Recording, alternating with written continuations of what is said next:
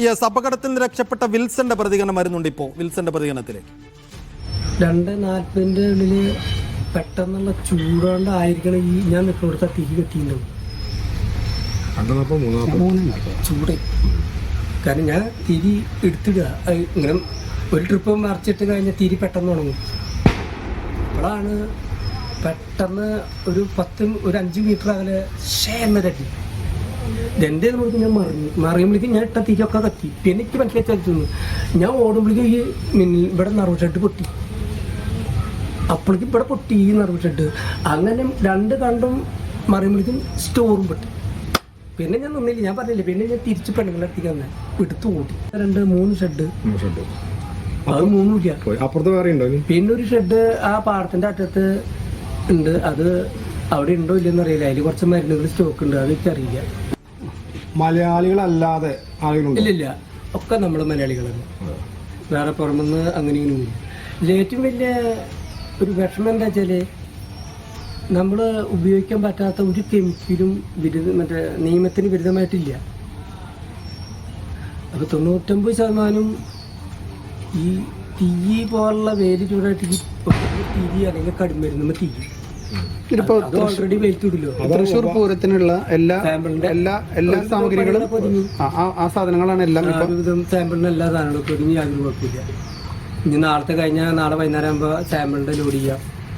ഒരു വെപ്പറോളം അതിലേക്കുള്ള സാമഗ്രികളെല്ലാം ഇപ്പോ എല്ലാ കാര്യം ഒരു വെപ്പറോളല്ലാതെ വളരെ ഭംഗിയായിട്ട് ചെയ്ത് കഴിഞ്ഞു. പക്ഷെ അതെല്ലാം ഇപ്പോ വെടിക്കെട്ടില് പോയി എന്നല്ലേ, എല്ലാം പോയി. ഇത് എന്താവും കാരണം തോന്നുന്നത്?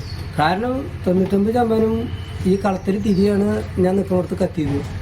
ഒന്നിങ്ങ് ചൂടിന് ലെൻസ് പോലെ ഇതുമ്പോൾ ചെന്ന് അടിച്ചിട്ടാവണം. കാരണം ഈ കടിമരുന്ന്, കാരണം ഇത് വെയിലത്ത് കിടന്ന് ഉണങ്ങണം. അത് എന്തായാലും ഓൾറെഡി ചെയ്യണം. അപ്പം ഞാൻ നിൽക്കുന്നിടത്ത് ഈ പെട്ടെന്നൊരു തീ പോലെ വന്ന് അടിച്ചതിൻ്റെ പേരാണ് ഞാൻ പറയുന്നത്. അത്ര മാത്രം. കാരണം എൻ്റെ ഈ കളത്തിൽ കിടക്കുന്നിടത്ത് തിരി മാത്രമല്ല, തിരി കത്തിരി. അതിപ്പോൾ എത്ര ചൂടായാലും ഏത് വേനൽക്കാലത്ത് തിരി വെയിലത്ത് കിടന്ന് ഉണങ്ങണം. പക്ഷെ ആദ്യം വന്നത് എൻ്റെ അടുത്ത്, ആ കളത്തിൽ എൻ്റെ അടുത്ത് തിരി കത്തിയത്. യെസ്, അപകടത്തിൽ നിന്ന് അത്ഭുതകരമായി രക്ഷപ്പെട്ട വിൽസന്റെ പ്രതികരണമാണ് നമ്മൾ കണ്ടത്. വിൽസൺ ഈ പടക്ക നിർമ്മാണത്തിൽ ഏർപ്പെട്ടുകൊണ്ടിരുന്ന തൊഴിലാളി കൂടിയാണെന്ന് മനസ്സിലാക്കുന്നു. അദ്ദേഹം ജോലി ചെയ്തിരുന്ന ആ ഭാഗത്താണ് ആദ്യം ഒരു തീപ്പരി ഉണ്ടാകുന്നത്. അതിനുശേഷം അദ്ദേഹം ഓടി രക്ഷപ്പെടുന്നതിനിടെ 2-3 ശാലകൾ ഒന്നൊന്നായി കത്തി അമരുന്നത് അദ്ദേഹം പിറകിൽ നിന്ന് കാണുന്നുണ്ടായിരുന്നു എന്ന് അദ്ദേഹം പറയുകയാണ്. എന്തായാലും എന്താണ് ഇങ്ങനെ ഒരു ദുരന്തമുണ്ടാകുക, ഒരു പൊട്ടിത്തെറി ഉണ്ടാകാൻ കാരണമായത് എന്താണെന്നൊരു കൃത്യമായ സംഭവം അദ്ദേഹത്തിന് വിശദീകരിക്കാൻ കഴിയുന്നില്ല. എങ്കിൽ കൂടിയും അടുത്ത ചൂടായിരുന്നു ആ സമയം അവിടെ ഉണ്ടായിരുന്നെന്ന് അദ്ദേഹം പറയുന്നുണ്ട്. എന്തായാലും ആ ദുരന്തത്തിൽ നിന്ന് അത്യത്ഭുതകരമായാണ് വിൽസൺ രക്ഷപ്പെട്ടത്. ഏറ്റവും പ്രധാനപ്പെട്ട കാര്യം അദ്ദേഹം പറഞ്ഞത് എല്ലാവരും മലയാളികളായിരുന്നു. 40-ലധികം പേർ അവിടെ ജോലി ചെയ്തിട്ടുണ്ടായിരുന്നു. അതിൽ എല്ലാവരും മലയാളികളായിരുന്നു, പ്രദേശവാസികളായിരുന്നു എന്ന് അദ്ദേഹം വിൽസൺ പറയുന്നുണ്ട്. അങ്ങനെയെങ്കിൽ മരണപ്പെട്ട 8 പേരും മലയാളികളാണ് എന്ന ഘട്ടത്തിൽ നമുക്ക് പറയാൻ കഴിയും. ഇനി അവരുടെ മേൽവിലാസം മാത്രമേ അറിയേണ്ടതുള്ളൂ. ഒരുപക്ഷെ ആ ചുറ്റുഭാഗത്തൊക്കെ ഉള്ളവരായിരിക്കണം, കാലങ്ങളായി പടക്ക നിർമ്മാണത്തിൽ ഏർപ്പെട്ടുകൊണ്ടിരിക്കുന്ന തൊഴിലാളികളായിരുന്നിരിക്കണം. നമുക്കവരുടെ പേരോ വിലാസമോ ഒന്നും ഈ ഘട്ടത്തിൽ അറിയില്ല. പക്ഷേ വിൽസന്റെ വാക്കുകൾ അനുസരിച്ച്, പ്രതികരണം അനുസരിച്ച് ഒരു കാര്യം നമുക്ക് ഉറപ്പിക്കാം: ആ മരിച്ച 8 പേരും മലയാളികളാണ്.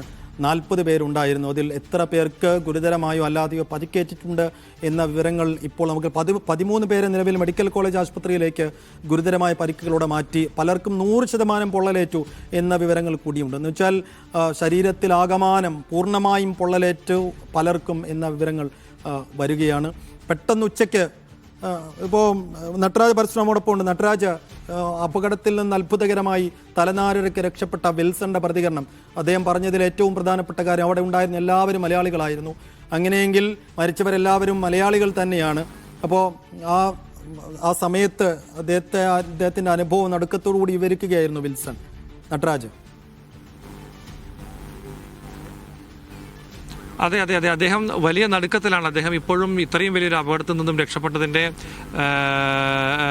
ഒരു ഞെട്ടൽ, അതേസമയം രക്ഷപ്പെട്ട സന്തോഷം, അത് പക്ഷെ പ്രകടിപ്പിക്കാനാവാത്ത വിധം ദുഃഖം, ഇങ്ങനെ ഒരു അവസ്ഥയിലാണ് വിൽസൺ സംസാരിച്ചിരിക്കുന്നത്. ആ സൗണ്ട് ബൈറ്റ് ശ്രദ്ധിച്ചാൽ തന്നെ നമുക്ക് മനസ്സിലാവും. തലനാരിക്കാണ് അദ്ദേഹം രക്ഷപ്പെട്ടത്. മലയാളികൾ ആണ് അവിടെ ഉണ്ടായിരുന്നവർ, മിക്കവരും സുഹൃത്തുക്കൾ, മിക്കവരും കാലങ്ങളായി ഒപ്പം പ്രവർത്തിക്കുന്നവരാണ് എന്ന രീതിയിലാണ് അദ്ദേഹം പറഞ്ഞത്. അദ്ദേഹത്തിൻ്റെ സൗണ്ട് ബൈറ്റിൻ്റെ പൂർണ്ണഭാഗം എനിക്ക് കേൾക്കാൻ കഴിഞ്ഞില്ല, ചില ടെക്നിക്കൽ പ്രശ്നങ്ങൾ കൊണ്ട്. പക്ഷേ വലിയൊരു ആശ്വാസം അദ്ദേഹത്തിനുണ്ട്. കാരണം